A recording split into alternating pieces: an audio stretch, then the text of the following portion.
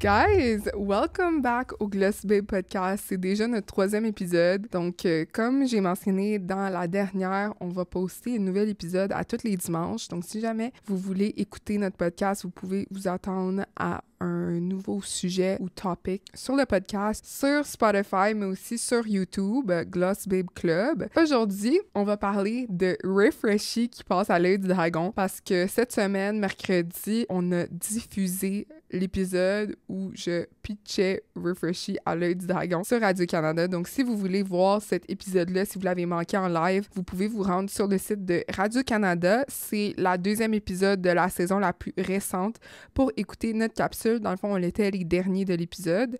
Puis je suis vraiment contente de pouvoir m'asseoir avec vous aujourd'hui puis juste vous parler de c'était comment mon expérience, mes commentaires par rapport aux commentaires des dragons quand j'ai fait mon pitch, les petits commentaires négatifs, positifs que j'ai eus de leur part. Parce que quand Radio-Canada, ils ont posté des petits teasers de mon passage, dans le fond, c'est fou à quel point les commentaires étaient tellement divisés. Moi, j'ai pris une minute pour aller lire, évidemment, les commentaires de mes clientes qui disaient « Oh my God, wow! T'as tellement bien fait ça! T'as bien pitché! » Puis honnêtement, moi, j'ai adoré comment ils ont fait mon montage. J'étais vraiment stressée de voir. First, j'allais avoir de l'air de quoi à la télé parce que j'avais aucune idée. Puis juste comment ça allait comme sortir parce que je me suis tellement pratiquée pour mon pitch, mais je savais pas comme avec le montage et tout, je me rappelais aussi pas vraiment ça avait de l'air de quoi, une expérience très stressante. Donc dans le moment, tu réponds aux questions, tu fais plein de blabla, mais après ça, tu te rappelles pas vraiment c'est quoi que t'as dit. Donc j'avais juste hâte de voir comment qu'il allait tout faire le coupage des scènes puis comment mon épisode allait être diffusé à la télé. Mais pour tourner sur ce que je disais, c'est fou à quel point les commentaires étaient divisés. J'avais des gens autant qui me support, qui écrivaient « Félicitations, t'as tellement bien fait, wow! » Il y en avait d'autres qui disaient « Oh, ils ont manqué une belle opportunité, c'est fou ton travail, c'est normal. » Je disais mes chiffres à la télé, donc je disais mon chiffre d'affaires de l'année passée, le chiffre d'affaires que j'anticipe atteindre cette année. J'avais aussi beaucoup de commentaires qui disaient « Wow, ton évaluation était vraiment trop haute, elle se prend pour un autre, arrogance. » Donc aujourd'hui, on va embarquer là-dedans. On va parler de ma perspective par rapport à mon passage parce que j'ai zéro parlé de ça encore. Donc, continuez à écouter si vous voulez entendre tout ça. Premièrement, j'aimerais juste vous dire que si vous êtes entrepreneur et vous avez une business, je vous encourage fortement à vous inscrire à l'œil du dragon ou Dragon's Den Canada. Honnêtement, même si vous n'avez pas d'offre, c'est tellement une expérience qui m'a apporté beaucoup d'apprentissage, qui m'a sorti vraiment beaucoup de ma zone de confort aussi, parce que c'est la première fois first que je passais à la télé. Et deuxième chose, c'était la première fois que je faisais un pitch pour mon entreprise, ce qui est fou. Je veux dire, ça fait pas longtemps que je suis entrepreneur, puis ça fait pas longtemps que j'ai ma compagnie non plus. Le fait de devoir me préparer pour cette expérience-là, regarder mes chiffres, faire une analyse, en venir à une offre que je voulais pitch, vraiment de façon concise, créer un speech qui résumait mon entreprise pour la vendre à un panel d'entrepreneurs et d'investisseurs qui ont tellement d'expérience. C'était juste incroyable et je trouve vraiment sincèrement que c'est une belle opportunité pour les jeunes entrepreneurs ou même si ça fait longtemps que vous avez votre entreprise. Ça m'a vraiment sorti de comme mon quotidien d'entrepreneur puis ça m'a motivée à vouloir parler encore plus de ma business avec d'autres entrepreneurs. Je me sentais tellement honorée d'être présente devant le panel de dragons. C'était vraiment un challenge au début parce que je me sentais un peu comme intimidée durant ma préparation, mais rendue sur le plateau de tournage, j'étais tellement confiante et fière de présenter Refreshy devant des personnes qui ont aussi tellement d'expérience dans le domaine de l'entrepreneuriat. Puis j'avais tellement hâte de savoir ça allait être quoi leurs commentaires par rapport à mon pitch. Donc, j'ai commencé ça, j'ai parlé de Refreshy. Puis quand ils ont commencé à interagir avec moi, à me poser des questions, puis voir les expressions dans leur visage, à quel point ils étaient impressionnés du travail que j'avais fait auprès de mon entreprise, c'était vraiment, j'ai vraiment pris ça comme un compliment, juste voir leurs expressions quand je parlais de l'entreprise et de mon parcours. J'étais vraiment contente de ça. On va parler de mon évaluation parce que en ligne, je me suis fait beaucoup critiquer sur le fait que j'avais fait une évaluation qui était beaucoup trop haute. Même les dragons, ils ont dit que c'était exagéré comme évaluation, que j'avais pas vraiment bien basé l'évaluation sur mes chiffres actuels. Même présentement, je trouve que mon évaluation est très juste. Je vais m'expliquer, guys. Donc, dans le fond, normalement, une évaluation, c'est vrai que c'est basé sur le passé et sur le présent, complètement consciente de ça, je suis pas en train de dénier rien de tout cela. Par contre, Refreshy, c'est une entreprise qui est très jeune. Ça fait seulement 2 ans que j'ai l'entreprise. C'est une entreprise qui grandit très, très, très rapidement. Lorsque je me suis assise puis j'ai regardé l'évaluation que j'allais leur offrir, je savais pas trop comment m'y prendre parce que je voulais pas offrir de quoi qui allait pas être représentatif 4 mois plus tard. Comme j'ai dit, mon entreprise grossit très rapidement. Je peux même pas l'évaluer sur une période de 1 an tellement que ça grossit vite. Puis c'est pour cette raison-là que j'ai donné une évaluation de 6 millions. Je suis presque convaincue à 100% que je vais l'atteindre cette année. C'est un de mes objectifs principaux. Puis je fais tout pour l'atteindre en 2024. Notre équipe travaille tellement fort. Puis on met vraiment tout le paquet pour l'atteindre cette année. C'est vraiment une grosse évaluation. C'est 6 fois mon chiffre d'affaires de l'année passée qui était de 1,1 million. Si on regarde les statistiques, comment mes clientes rachètent. Il y a plein d'analyses qui fait partie de mon évaluation, qui fait partie de mes chiffres encore plus internes de l'entreprise, de comment mes points de vente commandent, à quelle fréquence ils commandent, combien de points de vente on pense qu'ils vont s'ajouter à nos points de vente actuels. C'est tous des chiffres qui viennent soutenir mon évaluation. Depuis que j'ai enregistré l'émission, puis depuis que j'ai commencé les démarches pour l'audition, j'ai commencé en octobre 2023. Donc, ça a pris comme 5 mois avant que je passe à l'émission. Déjà, dans l'espace de 5 mois, Refreshy a vraiment beaucoup grossi. C'est fou à quel point l'entreprise grandit vite. Je suis vraiment reconnaissante de ça. Donc, c'est pour ça que j'ai donné une évaluation autant haute, parce que quand tu viens offrir des parts de ton entreprise à un investisseur ou à un partenaire, peu importe, on veut pas se sell short. Ça veut dire tu veux pas vendre une part de ton entreprise que tu as bâtie, ça fait longtemps que tu travailles extrêmement fort pour, puis 2 mois plus tard, la part que tu as vendue, tu aurais pu la vendre plus cher. Surtout quand tu sais à quel point ça vaut ton entreprise en général. C'était comme une impasse pour moi de venir comme cheap out là-dessus, puis la vendre moins cher. Elle évolue littéralement à chaque mois, que j'avais pas le choix de venir donner une évaluation beaucoup plus haute, le chiffre d'affaires de l'année passée, parce que ça va être représentatif sur le long terme de 1 an. Puis j'aimerais vraiment faire un épisode par rapport à juste ça, les prix des produits,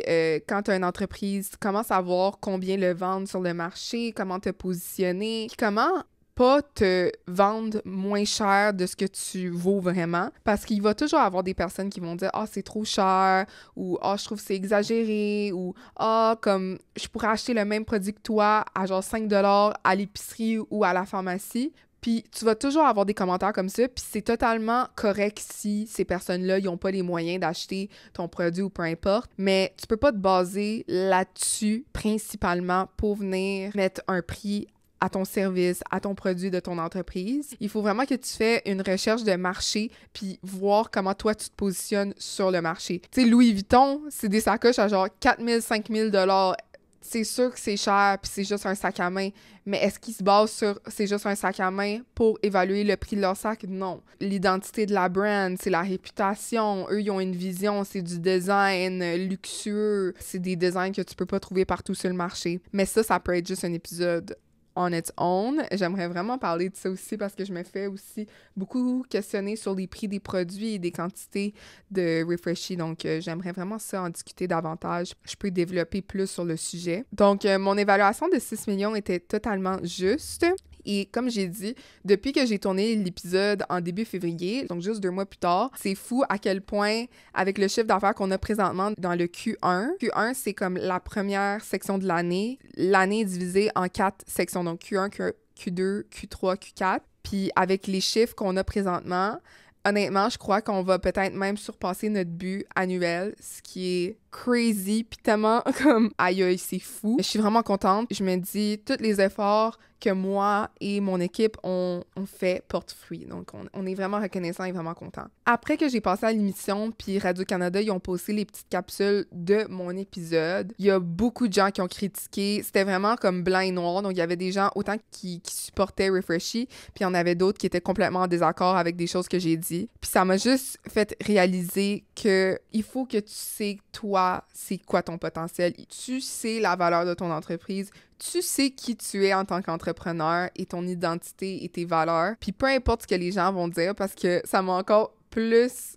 fait réaliser que peu importe qu'est-ce que tu fais, peu importe qu'est-ce que tu dis, ça va toujours être perçu de des façons différentes parce qu'on peut pas contrôler ce que les gens pensent ou entendent ou comment qu'ils voient les choses. C'est des affaires de la vie que j'aurai jamais le contrôle absolu dessus, puis je dois juste accepter ça, puis juste continuer à faire mes petites choses, travailler, puis rester vrai à qui je suis en tant qu'entrepreneur, rester dans l'identité de la brand Refreshy puis qui on est. La deuxième chose que je voulais parler, c'est si vous avez écouté l'épisode, spoiler alert, si vous l'avez pas écouté puis vous voulez pas entendre un spoiler, arrêtez l'épisode tout de suite puis allez voir l'épisode de l'œil du dragon de Refreshy sur Radio-Canada avant de continuer d'écouter le podcast, parce que maintenant je vais spoil la fin si j'ai un offre ou pas. Donc, Refreshy a malheureusement, je dis malheureusement, mais Refreshy a pas eu d'offre quand j'ai passé à l'œil du dragon.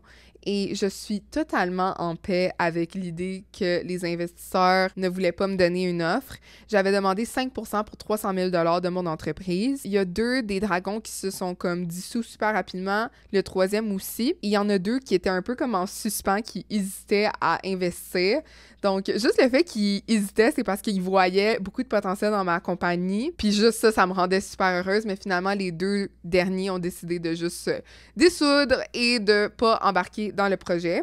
Je voulais juste prendre un moment pour dire que il y a beaucoup de mes abonnés qui disaient « Oh my God, ils auraient dû investir, comme dommage, ils ont manqué tellement une belle offre. » Puis c'était comme un peu genre de la critique envers les dragons. Moi, de la façon que je l'ai pris, honnêtement, dans plusieurs choses de ma vie et dans les business deals ou les décisions qui ont rapport à ma compagnie, je le prends souvent comme ça. Si j'ai pas eu d'offre, c'est parce que j'étais pas supposée d'avoir d'offre. C'est vraiment pas plus deep que ça. L'expérience en tant que telle était juste incroyable. Moi, je ressortais de l'épisode gagnante, peu importe si j'avais un offre ou pas. J'étais tellement heureuse d'être là puis juste vivre que je me sentais gagnante à la fin de la journée. Et aussi, une autre affaire, je crois que peut-être les dragons sentaient qu'ils avaient peut-être pas les outils nécessaires pour venir m'aider dans mon domaine. Je pense pas que aucun d'entre eux avait des connaissances dans le domaine des cosmétiques ou avait une idée claire de comment ils auraient pu m'aider si ils auraient investi dans mon entreprise. Donc ça, c'est quelque chose que je crois qu'ils ont été vraiment transparents, que c'est bon qu'ils n'ont pas fait comme « Ah, je vais juste sauter dans le projet,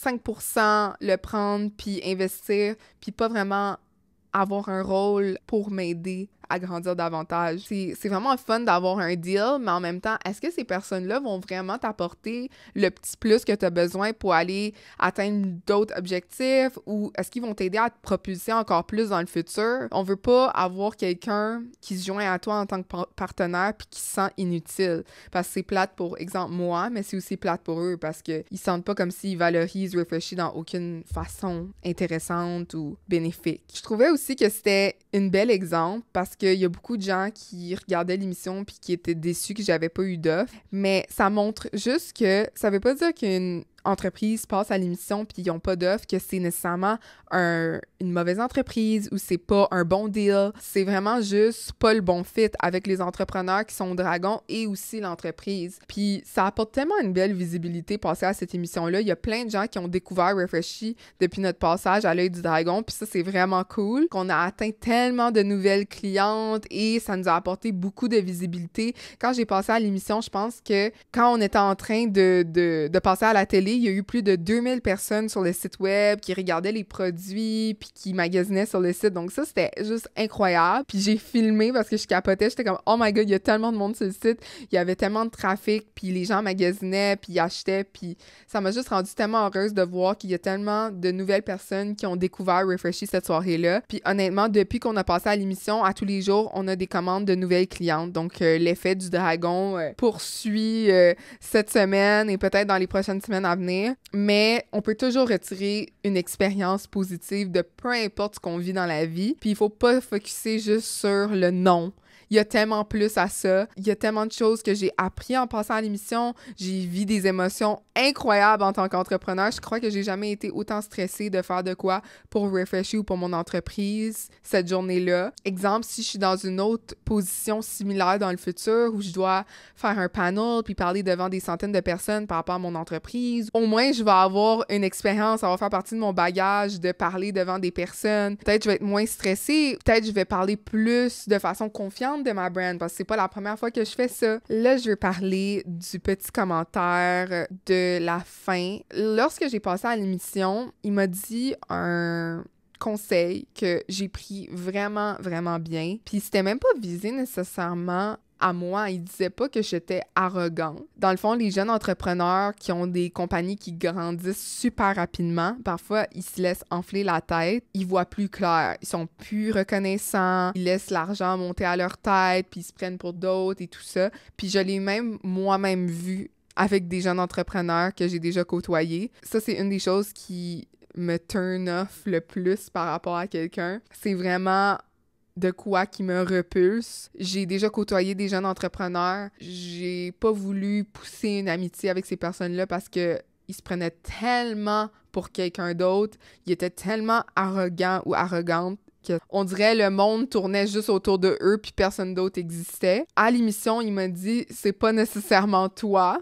On dirait les gens, ils filtrent tellement ce que les gens disent. Il m'a dit, c'est pas nécessairement toi, on voit que t'es grateful, tu remercies tes parents et tout, mais il m'a juste dit comme c'est vraiment beau de voir que tu reconnais tes parents qui t'ont aidé dans ton cheminement, que tu restes comme terre à terre avec ça, puis tu remercies beaucoup. Il m'a dit, fais attention pour le futur, puis c'est définitivement quelque chose que je crois pas que c'est trop à rappeler à un jeune entrepreneur, justement parce qu'il y en a beaucoup qui se laissent emporter par ça rapidement. Je crois que c'était juste comme un call-out, juste comme un petit conseil à garder avec moi dans mon cheminement d'entrepreneur, puis je le garde juste ici, genre près de mon cœur, parce que c'est sûr que c'est quelque chose que je ne voudrais pas devenir avec le temps. Oublier mes racines, arrêter d'être reconnaissante et me laisser emporter par l'argent que je fais. Je veux vraiment rester grounded et rester humble, savoir d'où je viens, que j'ai commencé Refreshy dans le sol chez mes parents, puis c'était petit à la base, même si ça grandit de plus en plus, puis ça devient gros, puis on a une grosse équipe, puis c'est pas juste moi, je me rappelle de mes racines. Je pense que c'est ça la meilleure façon de rester grounded, terre à terre, avec le projet. Même si le chiffre d'affaires grossit, même si les opportunités continuent à rentrer. Je voulais aussi mentionner que lorsque j'ai passé au Dragon, j'ai mentionné que j'avais une honneur vraiment extrême à être debout devant eux, puis je reconnaissais tellement l'opportunité que j'avais et je les ai aussi remerciés, puis je leur ai avoué, ça je sais pas s'ils l'ont passé au montage, mais j'ai avoué que je suis une jeune entrepreneur, je ne sais pas tout, puis j'ai tellement de choses à apprendre encore. Puis c'est pour ça que présenter le projet, ma brand, Refreshy, devant eux cette journée-là, puis j'étais tellement prête à apprendre leurs commentaires constructifs ou leurs conseils. Moi, mon cerveau, c'était comme une éponge. Puis même quand j'ai sorti du tournage, je leur ai dit, honnêtement, quand vous me parliez des choses que je devrais améliorer ou des choses que je devrais prendre en compte pour continuer de faire grandir mon entreprise, parce que je crois fortement que les gens entrepreneurs, tu sais, comme les gens qui sont plus vieux, que ça fait longtemps qu'ils sont entrepreneurs, qui ont vécu beaucoup d'expériences, qui ont fait des erreurs, qui ont accompli des choses incroyables en tant que business owner, méritent d'être respectés. Je respecte tellement les gens qui sont plus vieux parce que quand on est jeune, on est au tout début de notre vie puis on a tellement de choses à apprendre. Il faut jamais penser qu'on sait tout puis qu'on est des know-it-all. Je suis la première à vouloir écouter les gens. J'aime tellement ça, entendre les autres parler de leurs histoires de vie, de leurs expériences de travail, que ça soit personnel et même business, parce que je crois vraiment que les deux peuvent se superposer. Il y a des histoires personnelles qui peuvent avoir des messages super beaux que tu peux venir utiliser dans ta vie de business aussi, comme des conseils ou des leçons de vie qui peuvent s'appliquer autant dans ta vie professionnelle que dans ta vie personnelle. Puis j'adore juste échanger avec les gens, surtout des entrepreneurs que ça fait longtemps qu'ils ont des business, qui ont beaucoup d'expérience, ils ont un historique vraiment comme enrichi. J'ai beaucoup de respect pour ces personnes-là. Aussitôt que tu penses que tu sais tout et que t'as plus rien à apprendre, je pense que c'est la définition d'être arrogant. Madame Germain, à la fin, elle a dit « Ah, l'évaluation de 6 millions est un peu haute. » Puis ils l'ont comme rajouté en snippet à la fin. Puis ils ont dit « Ah, pas sûr. » Être un peu trop haute, là, wow, là. À la fin, quand j'ai sorti, ils m'ont passé en entrevue puis ils m'ont dit « Sabrina, toi, qu'est-ce que t'en penses? Est-ce que tu crois vraiment que tu vas atteindre ton 6 millions cette année? Et j'avais ri, puis j'ai dit oui, je crois qu'on va même le surpasser. Je suis confiante de tout cela. Et guys, je maintiens encore mon point. On va sûrement surpasser le 6 millions cette année. Puis ça veut pas dire qu'il y a quelqu'un primé et excité d'atteindre des buts. Puis ça veut pas dire que quelqu'un se met des buts comme très hauts qui sont arrogants ou se prennent pour un autre. Il faut vraiment comme peser les deux choses, là. J'ai toujours été quelqu'un d'extrêmement ambitieuse, puis j'ai toujours préféré me mettre des buts qui semblaient comme très, très hauts pour que je me poussais toujours à mon maximum. On dirait, si on me donne des petits buts, je vais pas être motivée à venir faire le step-up. Mais quand on me donne des gros buts à atteindre, je suis comme « Oh my God, je dois faire de quoi? » tout de suite, parce que sinon, je prends du retard. Genre, à chaque jour qui passe, je prends de plus en plus de retard, puis j'arriverai jamais à mon but. Moi, je pars vraiment de cette façon-là. Puis à date, ça se passe bien pour moi. Dans toute ma vie, j'ai toujours fait ça, puis ça m'a toujours mené à des bons endroits ou bon timing. Je stand by mon goal, guys. Puis je l'ai même mis sur mon vision board sur mon téléphone. Tous mes buts sont sur mon vision board. Je le vois tous les jours. Bref, j'espère vraiment qu'à la fin de l'année 2024, je peux vous faire un épisode qui dit « Laissez pas les gens influencer vos capacités, puis je peux dire que j'ai atteint mon chiffre d'affaires. » Ça serait insane. Bref, merci à tout le monde qui ont écouté cet épisode. Si vous avez des sujets que vous voulez que j'aborde dans le prochain épisode, let me know aussi. N'oubliez pas de rate le Gloss Babe Podcast sur Spotify. On a déjà 17 ratings à 5. Vous êtes insane. Je suis trop contente que vous aimez les épisodes. Moi, ça me fait le plus grand plaisir du monde de vous les préparer. J'aime tellement se parler de ma business, c'est ma passion, donc c'est sûr que je pourrais en parler pendant 1000 ans. Mais, guys, on se revoit dans la prochaine épisode. Je vous aime tellement. Bye!